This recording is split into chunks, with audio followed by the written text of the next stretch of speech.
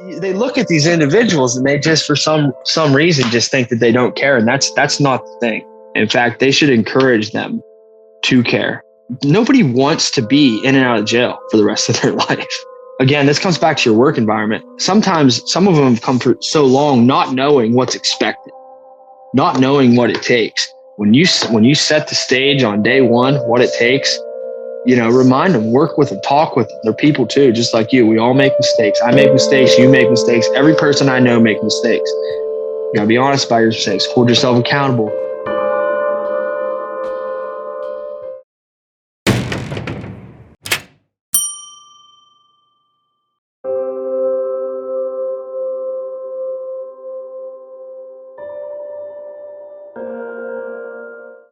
Welcome to the Covation Center podcast and the From Bars to Business series. This series focuses on the challenges of reentry for the justice involved and how businesses can benefit from hiring them and make a positive difference in their lives. This podcast is funded through a grant from the First Community Foundation Partnership of Pennsylvania. Chad Ling joins me today to tell his story and share from his perspective a bit about what employers should consider. Today's episode is Success Beyond Bars. Let's get talking. Once again, we're back for a From Bars to Business podcast. Today, I'm getting a chance to sit and talk with Chad Ling, who comes to us from American Rescue Workers, an organization that, well, either we've already heard about or we're going to, depending on the sequencing of the podcast when we get them out there. Chad, welcome to the podcast. Tell us a little bit about yourself. Hey, how you doing? Doing well. All right. So my name's Chad. As you said, I'm the warehouse manager for the American Rescue Workers. I manage the program. Like he said, if you haven't heard about it already, you will hear about it. We have a program here, and guys work for me in our men's program, and they work in the warehouse, and we just do different tasks, of which I am responsible for overseeing. Depending on where this falls in the sequence, we're going to be talking about the fact that there is this program. It's a 90-day program, and Cleveland Way runs it. And he mentioned 30% or so of the people that are in the program, of men who are generally seen as homeless men, are justice involved. Where did you fall in? How did you find out about rescue workers? How did you fit into that program? So, yeah, I myself came through the program, and I was justice involved. I came straight out of the county jail, had done some time, spent some time there. I came here and I did the program, worked the program, and just kind of kept moving up. A lot of the guys that come through the program, like he said, 30% are just like me. They have a criminal record, made some bad choices, and fell on some hard times, and it made it difficult for them to find places to live. And the places that they would end up living weren't good environments to look for a job and start a job. As we start talking to businesses and encouraging businesses to consider hiring people who check that box, who say, yeah, they have a criminal background, they're justice involved, or as another person I interviewed, Corey Amos, calls it, having background barriers, which can be more than just justice involved. In your particular background, as we talked about your history, you're not someone that I would look at and say, oh, well, this is obviously a criminal, right? Your background, you're top of your high school class when you graduated, you were on your way to college, and you just hit on some bad decisions, I think you said. Sure. Yeah, I made some bad choices, had some events in my life that, were a little traumatic, and I handled them properly. A lot of what I did stemmed from, the choice of choosing to run from my problems instead of face them head on. You could tell my story in, well, now 3 different parts, but the first part would be good. And you'd look at me and you'd say, okay, he can go to college. He's going to do good in college. He's going to be successful in his life. And then something flipped. And you can look at the next 8 years of my life and you can say, this guy's not going to give anything to our society. He's just going to be doing whatever he wants to do, serving himself. And then now you can look at the third phase, this third part, third story, if you will. And you can say, wow, this guy's gives back to his community. He works really hard. He shows up on time. He does what's asked of him. He's respectful. He's polite. He's intelligent. So you can look at me three different ways. But any one of those ways would be inaccurate and would lead you to find me as someone I'm not. You got to look at the whole picture. Interesting. I appreciate that. Even in this third act of your 3-act play, you're saying that the whole person is made up from the first two as well. Absolutely. Yeah, that's good to know. And you carry all of that with you as knowledge and experience. Now, as we talk about the experience that you're carrying, we spent some time talking about the fact you actually hire. You do hiring for rescue workers and among other things. And we've talked about businesses that will hire justice involved or background barriered individuals. What are some of the things that as a business you would want us to be asking you as someone like that, or you would recommend we look for in a person when we look to hire? Well, I mean, if you're talking in relation to the fact that I have a record, and that's going to be something that would come up when you do your research on me, I would want to be asked why. I would want to be asked why I had a record, what led me there, and what's different. I think those are the first questions. Not everybody's going to have that answer, but I think a lot of people will have that answer. And I think that you take that question, you ask it very seriously, and you listen very carefully when that individual answers the question. What sort of answers should I be looking for? I mean, we had talked about that the other day a little bit. Well, I think one of the important things is that as I've matured and as people do mature from the mistakes that they've made, is accountability. As an employer, you want an employee who is accountable. And there's no better way to find out if someone will hold themselves accountable than to ask them what caused the things in their life. They can say, this happened, that happened, this person did this to me, that person did that to me. And that might be part of it, but they can also tell you, I made some mistakes. I made some bad choices, and hopefully I've learned from them. It's funny that you bring this up. I haven't talked about this story in a really long time. Those who know me are going to go, oh, he's about to tell an Air Force story. And I am. I had a guy come. He wanted to cross-train into my career field. I was a logistics planner. So we did war planning and we moved people in wartime. He wanted to come out of aircraft fuel cells. He crawled around inside the bellies of tankers and did fuel cell work. And I asked him why he wanted to transfer over. And his answer was he got tired of crawling around in the belly of an aircraft. I'm like, okay, that's fine. And then I looked at his military record and he had what would account for a justice involvement. He got in trouble. And I asked him what happened. And he had a story. And his story was it wasn't his fault. It was the commander. It was the first shirt. It was whoever. And it involved someone who later became his wife, and she was there with him that day. And then she told me, no, my fault. I did this. She took accountability. And I actually told him face to face, I'll hire your wife. I won't hire you. I need someone who will step up and say, I did this, good, right, wrong, or indifferent. I did this, and it is either my fault or it's to my credit. And thank you for bringing that up, because whether it's justice involved or any other hiring practice, I think it's good to, if you're interviewing, you come up and you tell them the honest answer and you explain the story. And I think it's good for people like me who are hiring to to be thoughtful, to really seek out thoughtful answers and not just dismiss the answer offhand as we hear them and pay attention to that. So what are some of the other things that I should be looking for in terms of behaviors for someone coming forward? I know we had talked about some of that previously. Well, I certainly think that, a lot of people have reservations about hiring someone that has particular barriers, background barriers, legal issues that have haunted, I guess, to say, their past. I think it's important that you take that step, you interview thoroughly, and then once you hire, it doesn't stop there. You didn't finish the race.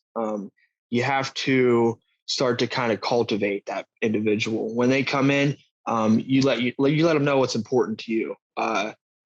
Being on time, being honest, being accountable, communication, a lot of these things. If an individual hasn't really been in the workforce for a little while, they might not even know that.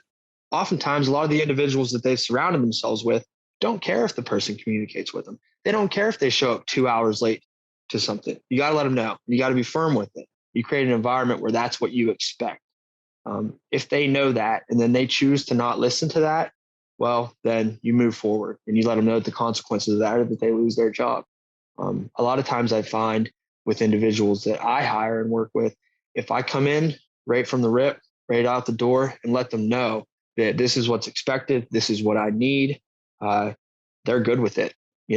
It's a process that they're not used to, but if I tell them about it, explain it to them, and I'm firm with them, don't let it slide, they'll carry on in a way that is very useful to our organization. And this is actually, as I'm hearing everything you're saying, this is just great advice for anybody who's hiring anybody.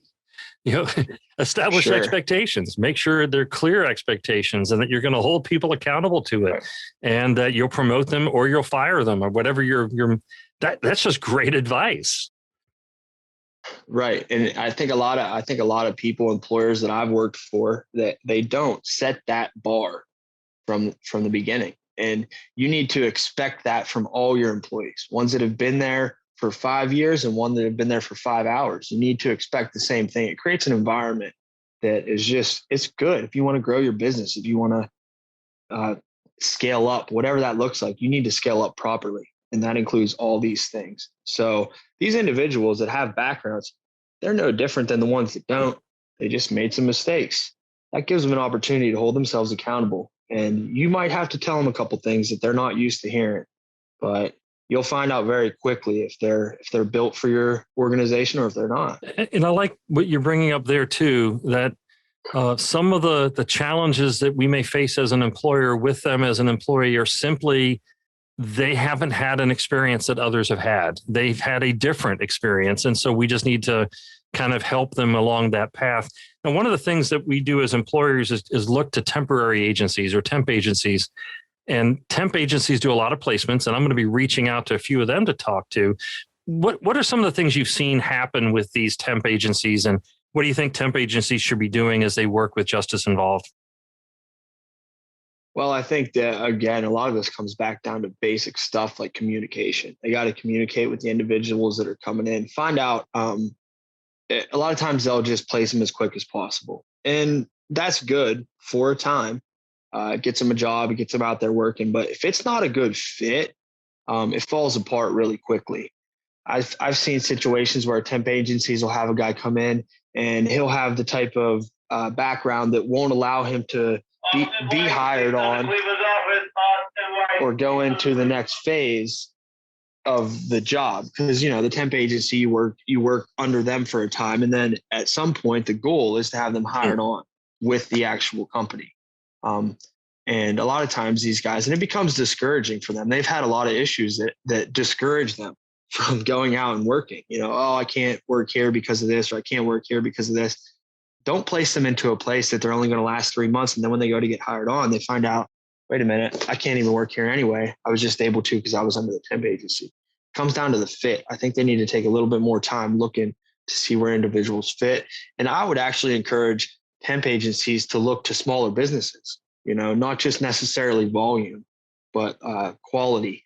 I like that a lot. And as I'm saying the word that I like a lot of things today, I've noticed that, but I do, because as you know, the Covation Center, our focus is on small business.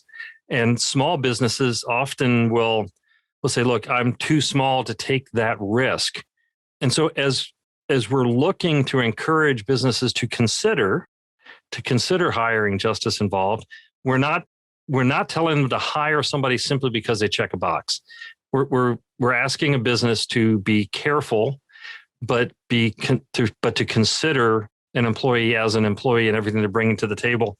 What are some of the things that it'd be good for me to know as a business owner, and what I'm thinking of in terms of what got you to where you are? I think when we talked the first time, you'd had several instances where you'd gone to jail, and this time was different. So can you talk about how it became different for you?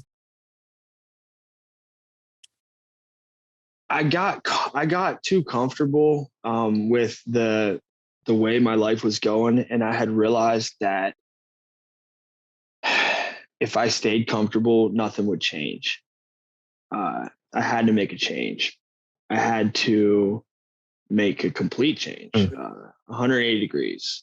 I changed my values. I changed my faith.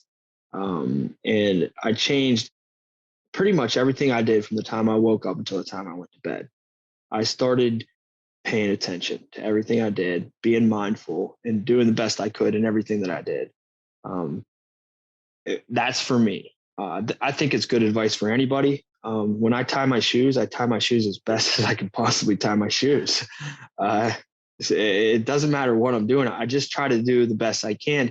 And I knew that I had to do that. I was aware that I had to do that because if you look at my record, if you look at my background and you don't know, you would think, oh, this is a bit of a risk. And so that comes back to that whole risk thing for these small businesses. Are they taking just some flippant risk, or are they taking a calculated risk? I don't think a small business can afford not to take risks, but they need to be calculated. And the one thing that makes small businesses thrive is people. If you look at just their background, just their record, and you don't calculate whether that person could actually be good for your business or not, you might be missing out. I appreciate that. I appreciate you talking about calculated risk, because one of the things that will go into the calculation, and it's going to be a podcast we're going to be airing a little bit later on, we're going to talk with CareerLink about the things that are in place to help mitigate or reduce some of the risks, to remove some of those risks off the table, or make them less risky, if you will. And I appreciate you bringing that up. Now, one of the other things that we had talked about previously, and you kind of alluded to it here, is your particular background and taking the whole person into consideration. What are some of the stereotypes that you think businesses have about people with background barriers, if you will, and how do we tear down some of those stereotypes, and use yourself as an example of tearing some of those down, if you would? Well, I think one of the big stereotypes is that if you have a background, you're this reckless, apathetic individual that doesn't want to or have anything to offer to a business, to the world, whatever that looks like. For me, I am not reckless. I am a little forgetful because if you look at my background, I did drugs for a long time, hard drugs, hard for a long time. So I got to write things down. I have to do it a little different. Some people can just remember things. Some people can't. I just lost my thought. There you go. That's what happens. Nicely done. They look at these individuals and they just, for some reason, just think that they don't care. And that's not the thing. That's not it at all. In fact, they should encourage them to care. These people want to care. People want to care. Nobody wants to be in and out of jail for the rest of their life. Nobody wants that. And sometimes some of them haven't, again, this comes back to your work environment. Sometimes some of them have come for so long not knowing what's expected, not knowing what it takes. When you set the stage on day one, what it takes, remind them, work with them, talk with them. They're people too, just like you. We all make mistakes. I make mistakes. You make mistakes. Every person I know makes mistakes. You got to be honest about your mistakes, hold yourself accountable, and paying attention to what you're doing. They still have to come to work. They still have to do the best they can. They still have to be mindful that they're on the clock and they're working for you and for your company. But they're not people that don't care. Their record is not something that should define them. That's good to know. And I keep going back to what you said, though. So there is the record. It doesn't define them, but it is an integral part of who you are. And as an employer, we probably need to look at that as, it could be a negative, but it could be a positive. I mean, the things you've gone through could have made you a stronger person because of the adversity that you've traveled through. Absolutely. One of the things that I think you'll find with a lot of people, especially people that are coming out of it. So they're on the tail end of life as they knew it, which was them being justice involved in the court system, in and out of jail. I have to do things today that you don't have to do because of the things I did in the past. I still have to report to someone that makes sure that I'm not using drugs, I'm not partying, I'm not doing the things that I shouldn't do. I have to pay fines. I have to make sure I check in. I can't have certain things around me. I can't be around certain things. I have to do all that extra stuff. It makes me even more accountable outside of work.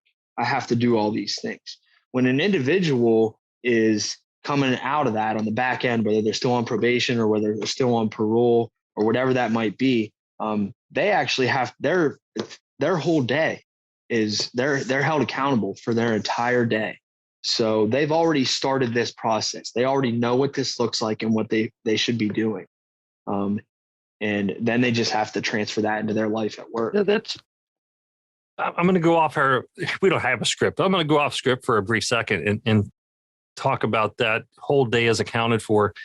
When we're done, I'm going to run over to Wegmans. I think I'm going to go run over to Wegmans, and I got to get some things for a social we're going to have here at the Covation Center. If your whole day is accounted for and you're reporting to POs, which can either be a parole officer or probation officer, I guess, depending. Correct. Can you just run out to Wegmans or just go anywhere? I mean, what sort of restrictions are placed on you? Well, everybody has a different set of guidelines. It just depends on the individual. It depends on, again, their record. It depends on their PO, their probation or parole officer. It really depends. As I come further out of it, it changes. It lightens up a little bit for me. For example, where I came from, my probation officer was on me all the time. And the probation that I'm still on in that county, I get off in 2 months. The last I talked to her was 4 months ago, and I'm paying my fines. I would call in all the time to check in with her. The last I talked to her maybe 5 months ago, she said, call me in July and let me know that you're done. So I earned that. It wasn't like that before. It was knocking at my door, calling me all the time, bothering me all the time. I started to do the right thing, and I was rewarded for it from them. And it taught me a lesson. It taught me that if I hold myself accountable, if I do what I say I'm going to do and I do what's expected of me, good things will come and the restrictions will go away. That's good to know. And it's good for us to know as business owners that we actually, one of the things I learned from Corey is it's not charity. I mean, these are business decisions. We're making decisions, taking calculated risks. As you said, as a small business, we need to take risks or we're not going to survive. We need to be calculated risks. And it's good for us to know that we actually are playing a part in helping you build that credibility with your PO, and that we have a kind of a symbiotic. You're helping our business grow, and we're helping you grow, in a sense. And that's an amazingly positive outlook on this.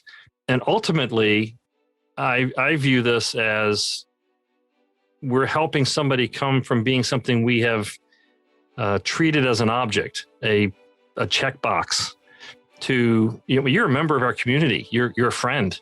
You're a customer when you come in and buy something from my place, right? You're a neighbor. You live next door, and so many just live just down the road. I mean, who knows, right? And the idea is that we want to view people as neighbors and not anything else, just part of our community. Right. They're all those things. People are all those things. And one of the things that I am is on probation. It's just another thing that it doesn't define you. It just explains and helps us understand. Right. Thank you for joining me today, Chad. You've opened my eyes to so much in our conversation, both off the record and on the record. And I am grateful for that. Thank you for hopefully opening some eyes from our listeners as well. All right. Thanks for having me.